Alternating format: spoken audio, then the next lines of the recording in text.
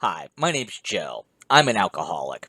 Even if you have 20 years sober or 1 year, you always have that phenomena of craving alcohol. Of course, our next AA speaker is going to touch on that subject. If you like it, please hit the like and subscribe button. Also, in the description, you'll see a link to our Facebook page, White Chip. Please stop by and say hello. Also, make sure you don't forget to subscribe to our sister channel. That link will be in the description as well. And without further ado, here's our next AA speaker. Please help me to welcome our speaker tonight. Our speaker is Sara from the Sober Unity Group in Pottsville, PA.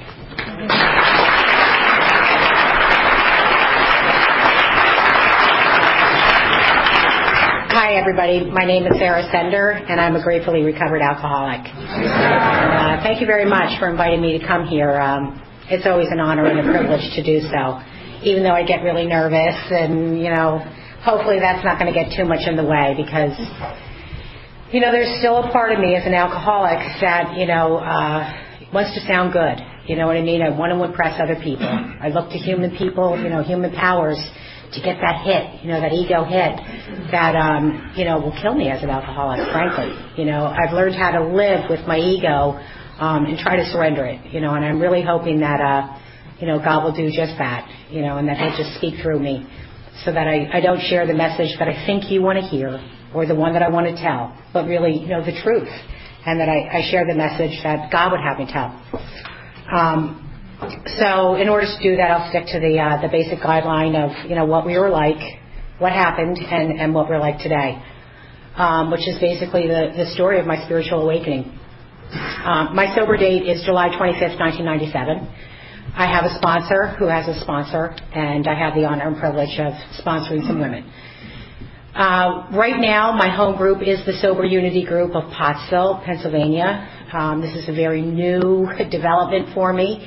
It's really interesting. After having done my third step and my life being in God's hands, I'm continually amazed at some of the assignments I get. And to end up in my hometown, Pottsville, is just like, whoa, I did not see that coming. But I'll probably get to that part at the end of the story of where, what's happening today in my life. Is this clock right? Can I go by this? Okay. Let's see. I will say that, at a very young age, I can remember fleeting experiences where I felt safe on planet Earth. The Earth seemed like a wonderful place to be. You all seemed safe. I felt like I fit in. Wasn't aware of myself, just kind of in a spiritual zone. Everything was okay. But the truth is I lost that sense very early on. And I'm going to describe a couple of things that happened to me before I drank and early into my drinking career. And the reason why I like to hit upon these points is because when I came into AA, I was absolutely convinced that the reason why I was an alcoholic was because of the things that happened. And that's why I'm going to hit on these stories, because that is absolutely not true. When I came here to Alcoholics Anonymous, I finally found out the truth. And the real reason why I was an alcoholic is because I have a mental obsession and a phenomenon of craving, an allergy to alcohol. And that is why I'm an alcoholic. But when I came to AA, I didn't understand that. I thought I was an alcoholic because of how shitty life was. Excuse me. I'm being recorded, too. Try not to do that. But I really, really believe that. I really believe that. So I'm going to describe to you a couple of things that happened and how my ego reacted to it, and how it found a field day with these events, and how I used these to begin to separate myself from you, from myself, and from God. Of course, I didn't understand that when it was happening. And one of those events was when I was in first grade. I had just got into first grade, and I had to go to Catholic school. And I was just being introduced to prayer for the very first time, like the rosary and stuff like that. And I was told, basically, that if you said these prayers and bad things happened, all you had to do was pray, and good things would happen. At least that's the way I heard it. So, in fact, what happened was... I think this was actually December, so I was in first grade for a couple of months, and one day I was home from school because I was sick with my mom and a brother and sister, and my mom was giving a bath to my youngest sister. and actually two of my sisters, and she had to step out into the linen closet to get some linens. And when that happened, my youngest sister, it was the week before her first birthday, she slipped in the tub, and she banged her head really bad, and my mom was absolutely freaked out and running around, and I remember going into the bedroom with her, and she was trying to give my sister, mouth-to-mouth resuscitation as my grandmother's giving her directions on the phone, and I had never seen death. I'm like, 5 years old, 6 years old, first grade, but I intuitively knew something like that was happening, although I didn't have a language for it. I knew how serious the situation was, and my mom said to me, go into the corner and say Hail Marys. And so, I was like, oh, God, I know them. So I went to the corner and I started to pray them. And the next thing I know, my sister and my mom went off in the ambulance. And hours later, they come home and my sister had drowned. She died.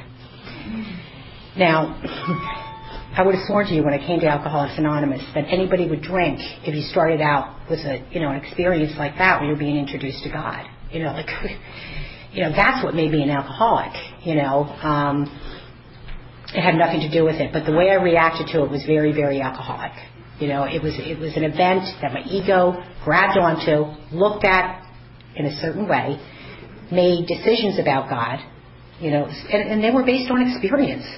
The nuns are telling me to pray, I'm trying it, and I'm getting real bad results. So if you want me to be okay with this God, well, guess what? I'm not down with it. I am not down with it.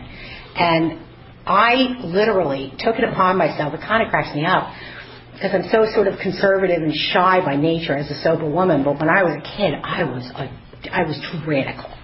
And I truly considered it my responsibility to go to this Catholic school, which I had to do for 12 years, by the way, to go in and to tell them basically that whatever the nuns and priests are telling them is completely not true. And you need to listen to me, and whatever you do, you don't want to serve this God, okay? What you want to do is go out and have a good time, and, this was my daily mission. This is how I acted as a kid in class, and I was constantly, the nuns, you can imagine, the nuns and the priests wanted to, wring my neck. I was very verbal. I'd be throwing desks around and screaming and telling the kids that we, need anarchy, and, this is the kind of kid I was, and just very, very defiant. It's interesting because I'm also, going to be telling you, 12 years at Catholic school. I'm being taught some spiritual principles. It's not like God and my family isn't trying to help me to understand a couple of things about planet Earth, but I'm completely not getting it. To me, those were things that just good people did or something. People I did not want to roll with. My idea of a good time was to act out in class, after school to go out and smoke cigarettes, to go to the stores, downtown and steal as much as you could possibly fit into your pockets. And, I would go into the mountains and start fires and, this was a good time, for me. And, there was seriously something wrong with me before I picked up a drink. Although I did not think so. I was having truly the time of my life. I loved being bad. And there was a certain kind of power that I got from that. It made me feel good to get the attention from the people I wanted to get attention from as being known as being really brazen, not scared, will do anything. I got off on that stuff, and it made me feel kind of sane. So I saw myself as being sane and fun, Anyway, it's now, I'm now in 7th grade, or going into 7th grade. Actually, I was in 6th grade. And I always had ideas of, more things that I needed from the outside to be okay inside. I'm always looking for the next fun thing. And, ideas, plans, schemes, and designs of what's, life is about. Gimme, gimme, gimme. And one of these ideas I had was that one of the problems in my life, in my mind, of course, was that I had to go to Catholic school and wear uniforms, and I couldn't hang with the public kids, and I couldn't hang with older kids. And if I had these things, I'd be okay. So if you knew me, I was very extroverted. If you didn't know me, I was extremely, extremely introverted. But one of the ideas I came up with was that I needed to go to this huge party that was happening up in the mountains in Pottsville. And it was a big keg party that the juniors and seniors were having. And I convinced my best friend that this is the place we needed to be. And she's like, I don't think they're really going to like, having like, we're not even in 7th grade yet. I'm like, I don't care, dude. We're going. This is where we need to be. These are the people that are partying. These are the people that are having fun. And she, was kind of a crony and followed me along. I get to this party, and there were like hundreds and hundreds of people around this mountainside. And I was like, oh, my God, what did I get myself into? And suddenly I was very, very shy, and I had no idea how I was going to work this situation. But, I had that incredible ability where I could just sort of watch what was going on and, like, suddenly become you. You know what I mean? Like, within seconds, the information would be downloaded in my head. And I go up to that tap, and I'm watching how they're doing it. I'm like, no problem, right?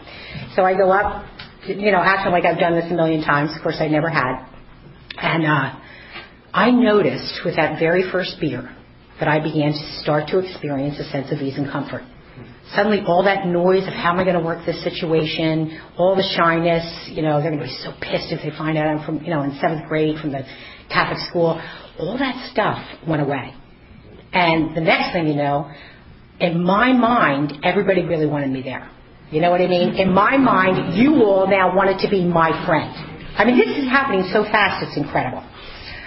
So I was like, damn, I need some more beer, So I keep on drinking more and more beer. That very first night, I drank myself into a blackout. That very first night. Today, I absolutely, truly believe I am truly a real alcoholic. And my story, although it's not the same for every alcoholic, not every alcoholic drinks into a blackout each and every time or at the very beginning. It might happen 10 or 20 years into your drinking. But with my drinking, that's the way it happened. My very first drink, a phenomenon of craving happened, and I could not stop. Not that I wanted to, because anything that was giving me that sense of ease and comfort, I was completely down with. I started to feel that sense of wholeness that I had not felt since I was a very, very young kid. I suddenly, planet Earth made sense. You all made sense. I fit in with you. You all loved me. I mean, it was incredible. And I truly believe it was like, one of my first spiritual awakenings. Other than when I was a kid, when I had that experience.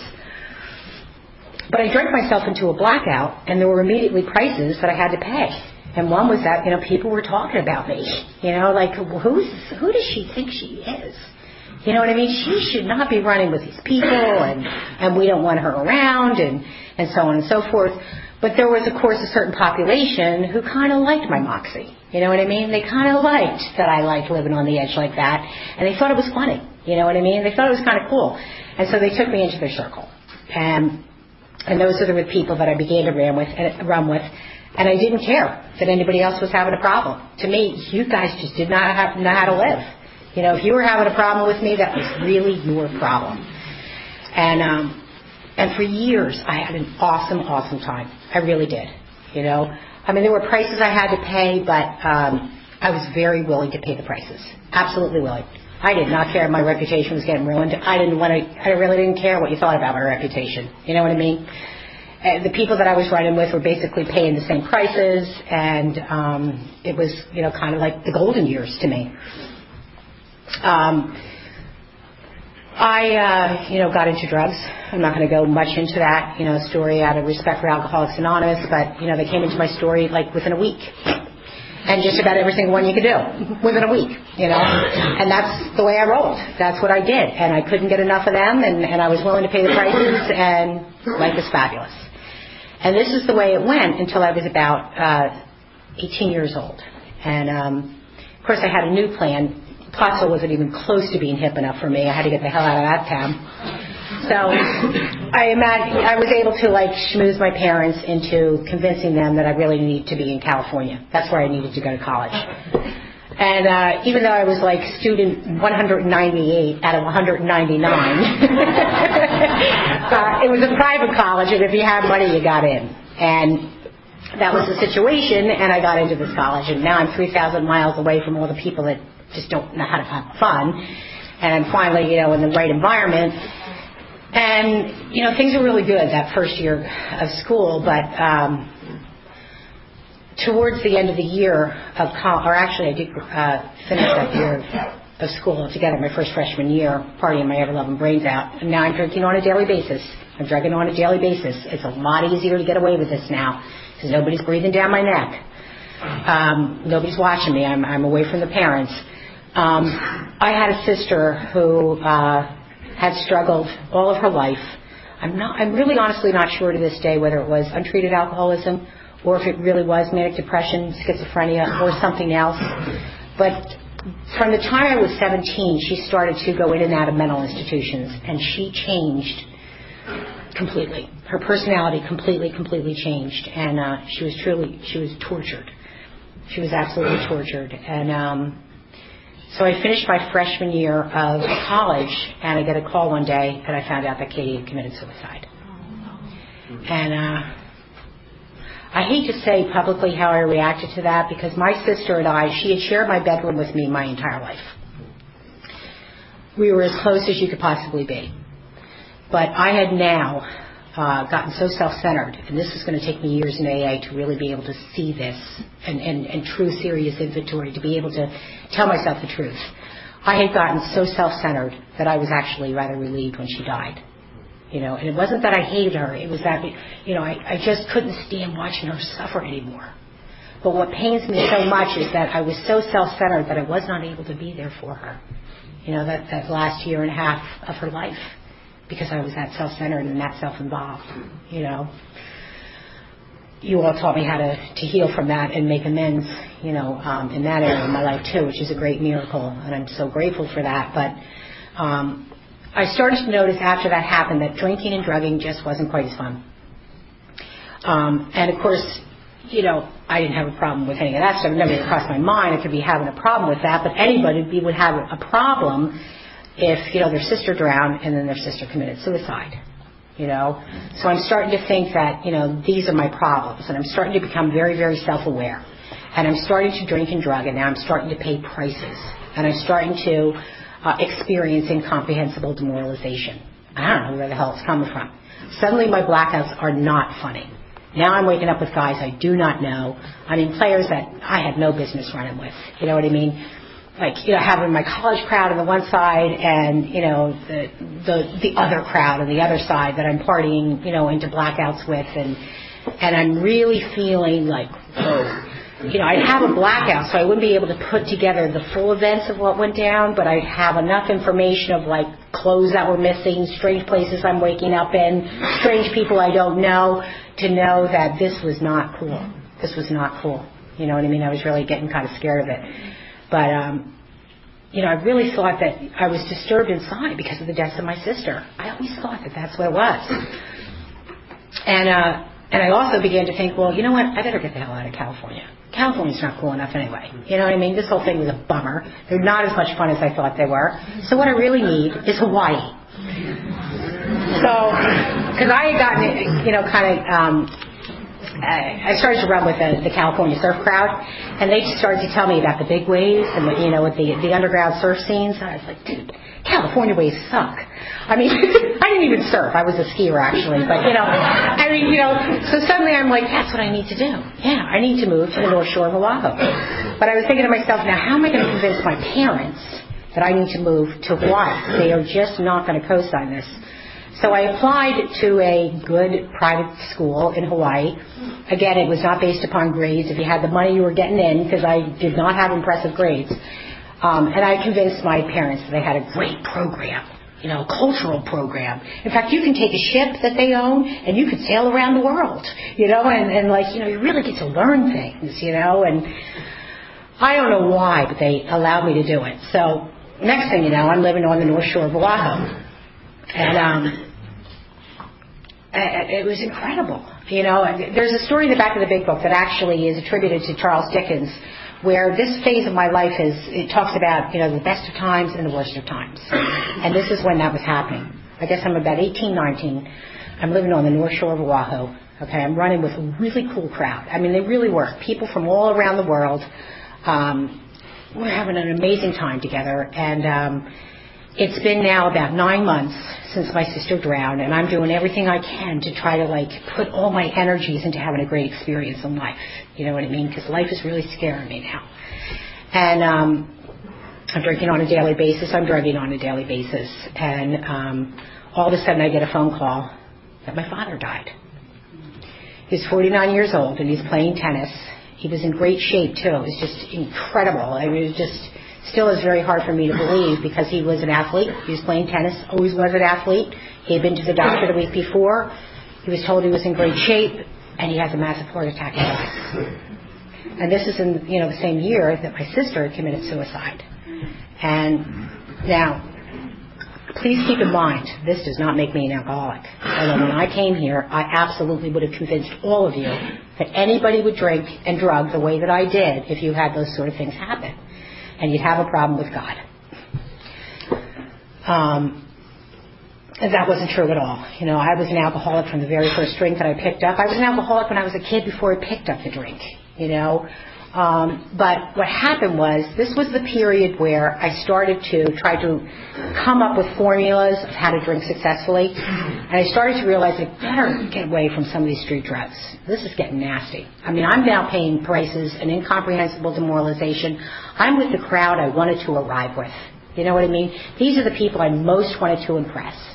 And I'm being an absolute idiot. It's the only way I know how to put it when I'm drinking and drugging. You know what I mean? I am not acting right. And I'm even aware of it the next day that this is not the kind of person I want to be. But I'm thinking, well, so maybe the street drugs, I got to kind of stop that stuff, or... So now I'm starting to try to just drink, or maybe just drink and smoke a little bit and, playing all the games. And I was to do that for many years to come. I finally realized, living in Hawaii, that, I really felt bad that I was so far away from my family and being able to help them, and I felt like I had to get away from there, that I should be with my family. And so I moved back to Pennsylvania. And for years, I was going to play games of how to learn how to drink just right. And, how to get just to that sense of ease and comfort that I once had, that magic drink where everything all was, just right. But I could never hit that mark. I'd always, overshoot the mark. And the depression was getting worse and worse as the years went by. I was able to function in jobs, for periods of time. I'd always have reasons why I had hangovers and, excuses why I couldn't work, but I'd always be able to kind of outsmart them, and do such an outstanding job when I was patched together enough for that day that they put up with my games for a while. So that also kind of hid my alcoholism from me, because I thought, alcoholics can't work. These are the kind of ideas I had, but I'm now it's very difficult for me to work. The depressions are getting unbelievable. The fear, nonstop. I'm afraid of everything on planet Earth. Absolutely. Everyone, everything. And if I am not drinking or doing something to medicate that pain, I cannot function. And that's all there is to it.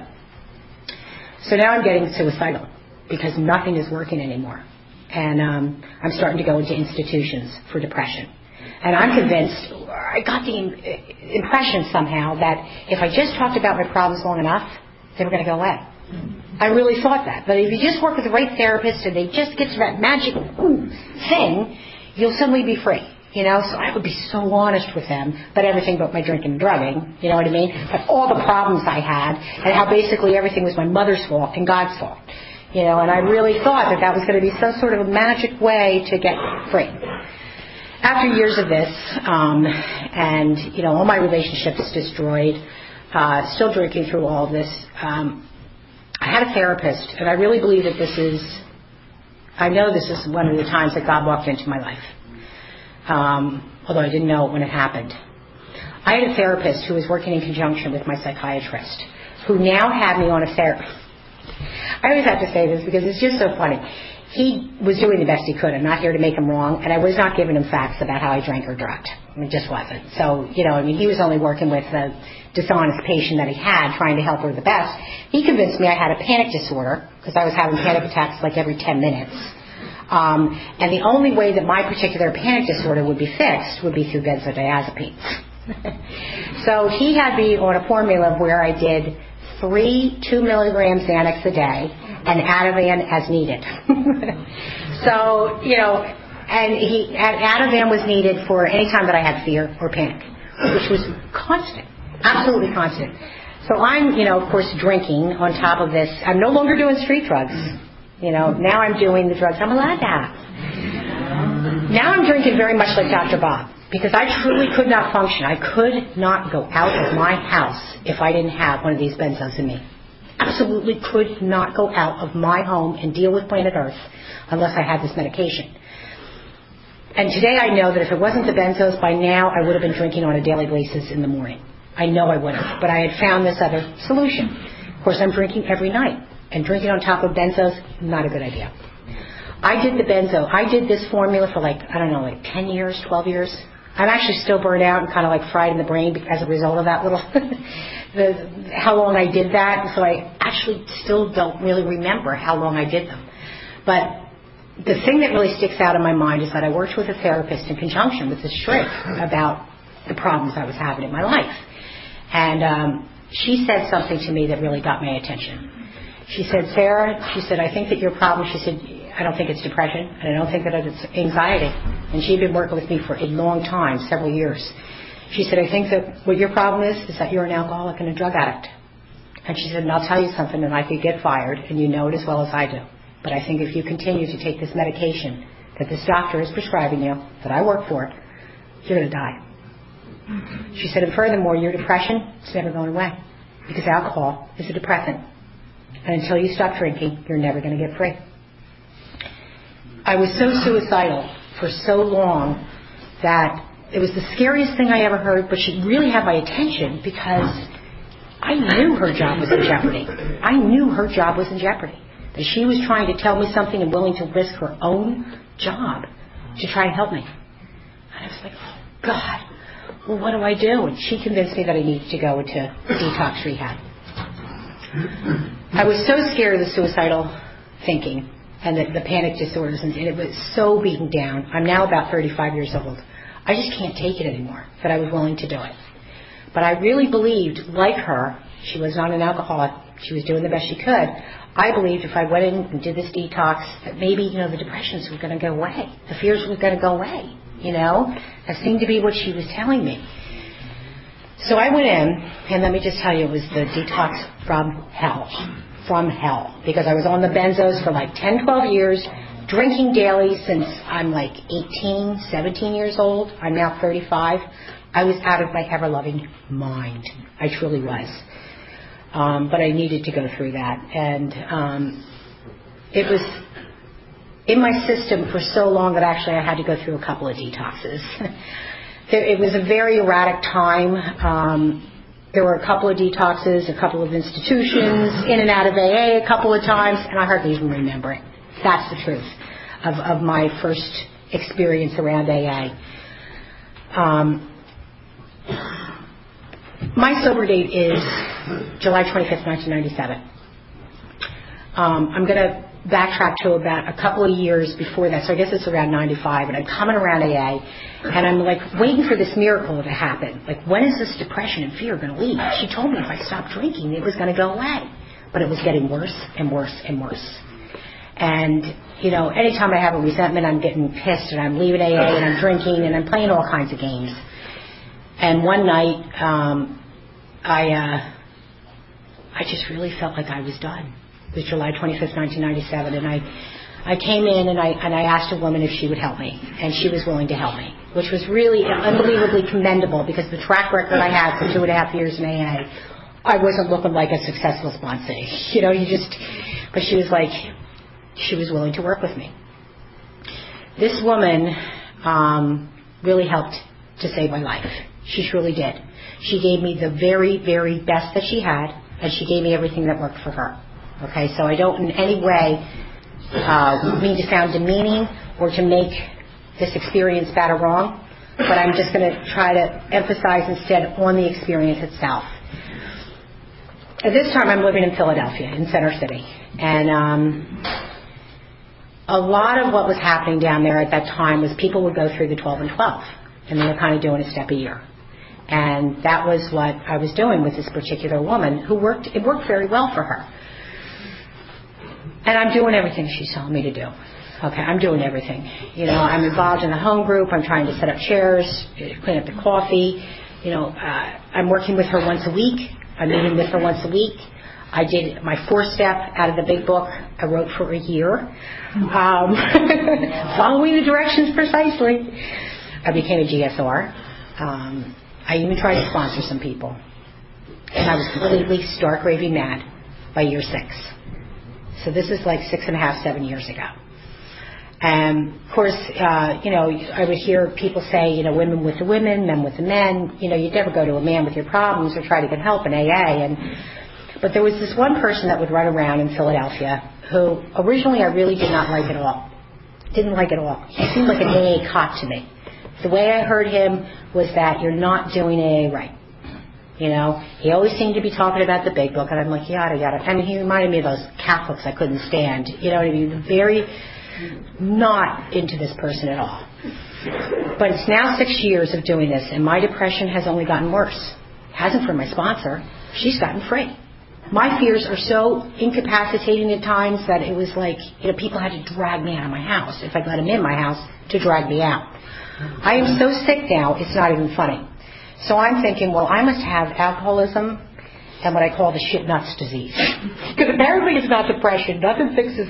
I didn't know what it was, but I was in so much pain. And I went up to this guy because I really, really, truly believed I was going to commit suicide. And I was telling my sponsee as I was driving down here that I was really afraid because I was truly in a real experience of hell. I was living in hell. A complete spiritual blackout, 24/7. It wasn't fear, it was terror. It really was, and to be that suicidal, that's not depression. That's just hell. But, I started to think about really, how am I going to take myself out? What suicide method should I use? And I had enough of a belief in God, a punishing God. I was really scared to do it because I was like, if I'm in hell now, and if there really is the sin thing is real, and if I commit suicide and go to an eternal hell that's possibly worse than this, I couldn't imagine it. I was so afraid. I was like, oh my God, who can possibly help me? And I remember praying to the God that I hated and hardly believed in, and believed he was punishing. I was like, I've done everything. I've done everything you've asked me to do. I've sponsored. I'm a GSR. I'm with my sponsor every week. I'm at step 6. And I got this thought that there was one thing I had never done, and that was go up to this guy in Philadelphia and tell him about what was going on with me and ask him how he does things. And let me just tell you something. That was God, because a woman in Philadelphia did not think about going to a man in recovery and asking for help. I don't know where the thought came from other than God. I think I'll do that. And I did that. I found him the next day. And I started to tell him what was going on. God, I'm so depressed. All I want to do is die. That's all I think about. Forget the drink or the drug. What do I need that for? If I do that, I'm stepping into an incomprehensible demoralization. I'm going to end up in Kensington. Because now I'm back on thinking about doing the street drug again that I knew I was not hip enough to do this drug. Not street smart enough to do this drug. I was a dumb woman if I started playing. And I'm telling him about how I'm thinking, and I'm telling him about the suicidal thinking and the fears that are just nonstop. And I'm really expecting he's going to say, okay, well, you know what? I've been, recovered alcoholic for a long time, and I really do believe that you have alcoholism and the depression, manic depressive, schizoaffective thing, And he's going to be the great authority that's going to finally explain it.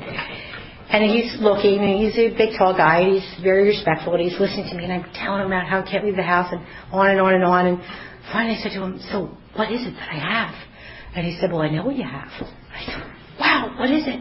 He said, you have untreated alcoholism. I was like, untreated alcohol? I said, dude, for God's sake. I said, I'm a GSR, okay? You can't have untreated alcoholism when you're a GSR. Did you hear nothing? I work with my sponsor every week. I'm at step 6. I had a year on my 4th step. This is not a girl who doesn't work a program. So funny. He was the kind of guy that rolled around with his big book. And he has his big book, and he opens it up to page 52. Now, I did go to big book meetings. I did. What I was hearing, God even knows. I have no idea. But the magic of when God decides to step into your life with another alcoholic equipped with a solution. Absolutely unbelievable. He opens the book up to page 52. He says, "Have you prayed in misery and depression?" Now, this is after everything I told him. he's probably trying so hard to not laugh out loud, you know. And he's like, "You prayed in misery and depression?" You know, I'm like, "Where's he getting this from?" I'm like, "Yeah. You know, are you full of fear? You know, your emotional nature giving you problems in your personal relations?" I'm like, "Oh my God, yes. You know, I'm answering all these questions, and I can't believe this is in the big book. I can't believe he's reading these questions to me. You know, and he helps me to understand that, you know, I have the bedevilments, which scared me to death. I was like, "Oh my God, I'm possessed." You know, that's what this is. I was so scared, you know, and he's just like, it's, you know, look, you got a spiritual malady. And unbelievable things started to happen very, very rapidly as a result of that. And I really did not care that all of AA on planet Earth could have had a problem that I was being sponsored by a man. My life was at stake. And I knew that God had sent that man to me, and I was like, "You and me, we're on." And he started to show me how, you know, historically the Big Book of Alcoholics Anonymous is, you know, an historical account of what the first 100 or first 40 members of Alcoholics Anonymous did, as well as, you know, the precise directions that they followed in order to recover. And he helped me to see, like on page 156, where Dr. Bob had gone through the work with Bill Wilson, you know, in a very short period of time, like a couple of weeks, all 12 steps. He helped me to understand the reason why I was so insane was that I was at step 6, but I was still 6 steps blocked off from God. You know? Most importantly, he helped me to understand what alcoholism is.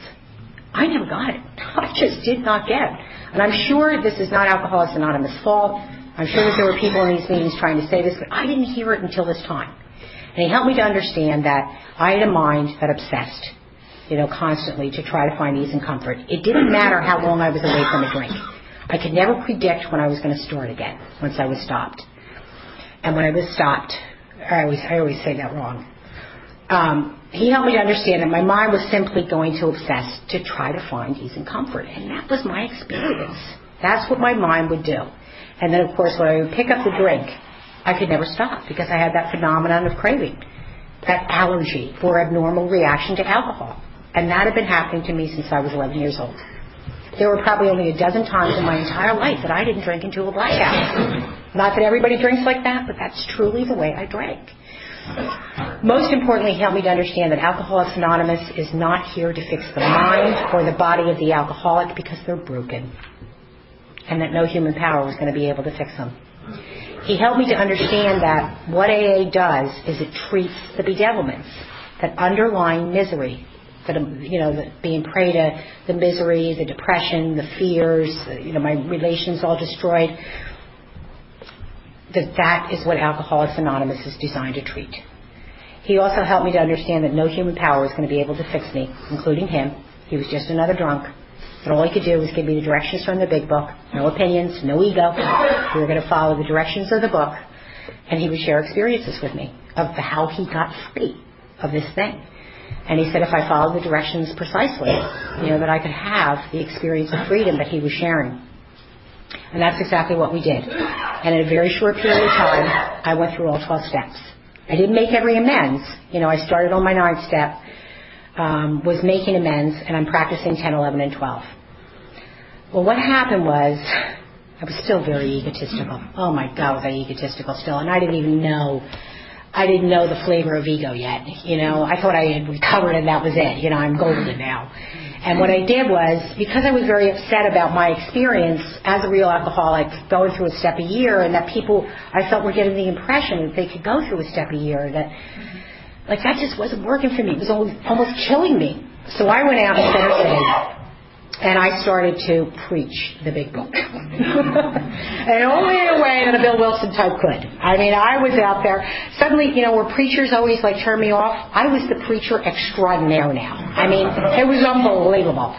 You know, and ego all over the place. And I didn't care. I so did not care. I was going in and I was going to tell you the truth, okay? Because this is my experience. I mean, it's just unbelievable. The crazy thing is, though, that God was using my character defects. There were a lot of people that was actually attractive to. there were a lot of real alcoholics hearing that, going, yeah, makes sense to me, man. I don't want to suffer. I don't want to go through this step-a-year craziness, so they started asking me to sponsor them. The next thing you know, and this happened, honestly, in about a month and a half, it happened so fast it wasn't funny, I'm starting big book meetings in my house in Center City. You could not... there were as many people as in this room were coming into my apartments on Sundays to hear this message. It was an explosion. And we're taking them through. We're taking the sponsees through so quick it's not even funny. And everybody's getting sponsees. Now we've got a posse that's unbelievable. And we're going out into every meeting, everywhere, sharing this message. And it was fun. It was really, really fun. I mean, we couldn't even believe what was going on. The next thing you know, I'm starting 1-hour speaker meetings just like this. I got to start I don't know if anybody has been to the Philadelphia Speakers meeting down in Center City. I got to start that with a couple of my friends. This was about 4 years ago. I don't remember when the heck. So many things. God's taken me on a journey. Let me just say, it was awesome. It was a wonderful, wonderful time, but I was making mistakes all over the place. But I had, now I'm having successful relationships. I'm getting right with my family. I'm getting peaceful in my head. I'm making amends all over the place, sponsees all over. I'm meeting people in the solution in the big book all over the country. I mean, it was incredible. So they were kind of the golden years, you know what I mean? But what I didn't understand, and I'm going to tell you something else here. What happened to me, I don't want to scare anybody, okay? So this is a great message of hope. But my personal experience of my journey, I definitely hit some pain. I definitely hit some pain. This does not mean it's going to happen to you. Okay, this was my story and my experience. For whatever reasons, it's God's business. But I went through, starting about 3 years ago, where every single human power that I had acquired in Alcoholics Anonymous started to be removed.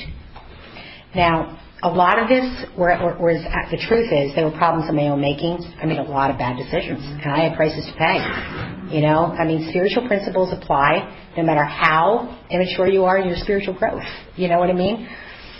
But what happened was, I lost the boyfriend that I had been running around with. In this situation, he left with the sponsee and started to parade her around in the meeting that I started. That was a little hard to take, I lost the job. I ended up ultimately just not being able to work things out. Doors started to close in Philadelphia, and I had friends outside of the city, a very, very strong sponsor, very active, and he said, why don't you come to York? Run around with me for a while. And so I went up to York for a little bit to see, if I could work things out there, and it just didn't feel right. So, but now I have a new sponsor, and I said to him, I don't know, Steve, I just don't feel like it's happening for me here, and for whatever reasons I'm having these visions, literally in my meditations, of being on the coast of New Jersey. And he said, I don't know if they're direction or not, but go. And if the door's open, it's probably where you're supposed to be. And if it's not, come back. We'll figure things out.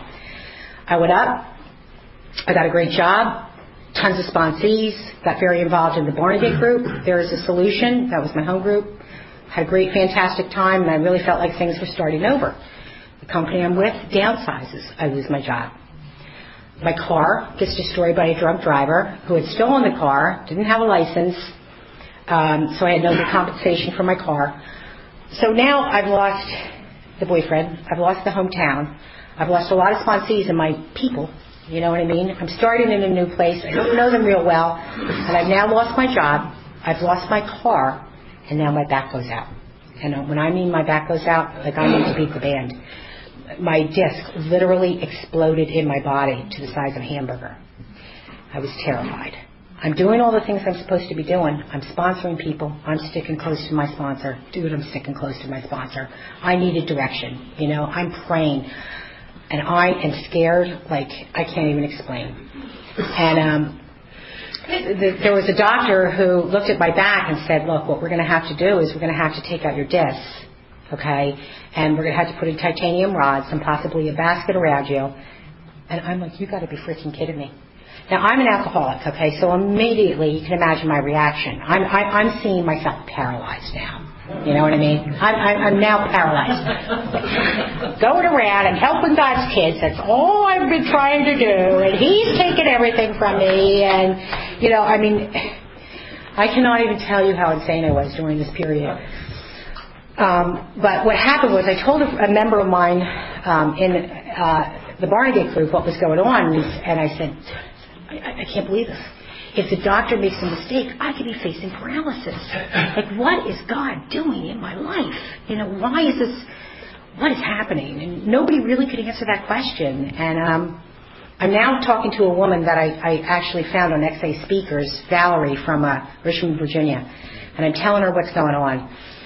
And, you know, that they're talking about doing the surgery of removing putting in the titanium rods and stuff. And she said to me, Sarah, she said, there's something I really don't think you're understanding yet. She said, you did your third step. And your life is in God's hands. He is choosing the outcome. You are one of his messengers. And if you need to experience this, don't ask why. Ask what's within your power to do. He is doing something, but you can trust him. And let me tell you something. I felt like I was talking to Moses. I did. I heard her. And I was like, oh my God. I had no insurance. I had no power. I didn't know how to choose a surgeon. I had no power to buy a good surgeon. I had nothing. I was completely powerless. No ability to manage my life. And while I could hardly move, I got down on my knees that night, and let me tell you something. I had my first, truest, realest experience of the third step. I completely let go. And I said, God, whatever it is, I can't fight you. You are too powerful. I don't know what you're doing. You got my life. If you need me paralyzed for some crazy mission to help another drunk, oh well. But you've got to get me out of this insanity. I cannot live in this state of hell. I can't stay sober like this. The next day I tell my friend Yax from Barnegat what's going on. He goes, Sarah, he said, I'm a pharmaceutical rep. I sell parts to back surgeons, and these are my friends. My very best friend actually is a teacher. He is a surgeon who teaches back surgery techniques out of New York City. And I'm going to his house tomorrow for dinner. Do you have your MRI? Because I want to take it with me, and I want him to see what's going on here. I'm like, oh my God, I do. I have my MRI. He goes up and he sees this guy and he shows it to him. And the surgeon said, no titanium rods, no baskets. That is not what needs to go on here. He said, but she needs surgery emergently. He said she has the single most extruded disc I've literally ever seen in my life. And Yak said to him, well, here's another problem. She has no insurance. He said, it doesn't matter. He said, there's a hospital in New Jersey, in the middle of the sticks. I don't even remember the freaking name of this place. Jonestown, I don't know. He said, if she goes to this hospital in Jonestown, New Jersey, I want her to go into the emergency room and say that I've been treating her and that she's having serious pain and that she needs to see me in the ER. He said, because if we do it this way, he said, I'm going to be able to do the surgery for her as a charity case. I was like, oh my God. Okay, this is literally 24 hours after this third step. So I call my family, who's very nervous about what's going on in my life, and I tell them about it. And my brother Johnny said, Sarah, he said, you're not going to believe this. And I said, why? He said, because I gave legal counsel to that hospital. So God gives me a world-renowned surgeon, sends me to a hospital that my brother is on the board of, and I end up getting a private room because all the rooms are booked. And as a charity case, somehow I get a private room. Now let me tell you something. I am now being treated like Bill Gates. I am a homeless drunk, is who I am. I have no power on planet Earth. I have no insurance. I have no money. But what I have is really good sponsorship, who's directed me to God. And what I have is my other hand and my sponsees. And I'm helping God's kids. And this is the miracle that I was always told. That if you can't manage your life, it doesn't matter. Because God can. But you gotta let go absolutely of everything. I had the surgery. You see, I'm fine. This is a year ago, just about to the day. After that, my good friend Patty Burke had moved down to Florida, and she's like, Sarah, don't worry about paying rent. You come down and stay with me, sister. You don't have to pay any rent. So now I get to recover in the Florida sun for 8 months. Patty and I are rolling around going, what's going on? You know, like, what's happening next? Like, we have no idea. 3 months ago, all of a sudden I started to have back problems again. I'm like, oh my God, please. So I came up here to see the surgeon and find out what's going on. And I found out it's not neurological. It's just a mechanical problem. There's a couple of physical therapy things I can now do to start to get stronger, something I wasn't able to do when I was in Florida. But as soon as I get back up here, the weirdest thing is I start to get stronger, like immediately. And he doesn't do anything. I don't even do any physical therapy. But what I find out is that my mom, who had been in assisted living for 2 years, was having serious dementia problems, is now ready to move. She's ready to get her own place. And she now needs me to help her. It is the single biggest miracle of my life in Alcoholics Anonymous, because when I came here, my problem was God and my mother. That's what had made me insane. And I had tortured her relentlessly. I blamed everything that happened in my life for 25 years to my mom. I almost destroyed her with the guilt that I instilled in her. And now I'm able to live on a daily basis, live in the amends and care for her, not just physically in her well-being, but spiritually. I'm able to tell her the truth. No, Mom, it wasn't your fault. I was a self-centered, delusional alcoholic, and you really did the very best that you could. And so did the Catholic Church, who I really thought, they were trying to teach me spiritual principles. But I had a lack of power. I could not live up to these principles. I simply did not have the power. I had to go through these steps and unlearn a whole bunch of things and have my ego deflated at depth to have an experience of God. It's absolutely incredible. I have no idea what's going on planet Earth at any given time. Can't figure out a thing. But I know now I have a true experience of God. A true experience. Doesn't mean my head doesn't get afraid sometimes, that I don't manufacture things. I still got an ego. We are not talking about ego elimination. You know what I mean? On a daily basis, I have to either pick up the toolkit in 10, 11, and 12, or turn to my sponsor. If I can't get directly to God through God dependency and the tools, I am the type of alcoholic that needs strong accountability. I am very down with accountability, and my girls know that. Because I've seen a lot of people who I really respect, but they're alcoholic, and they're afraid to, it's almost become a thing where, if you're not God dependent, if you're using your sponsor, it's almost like taboo. It's almost like a bad thing, a weakness.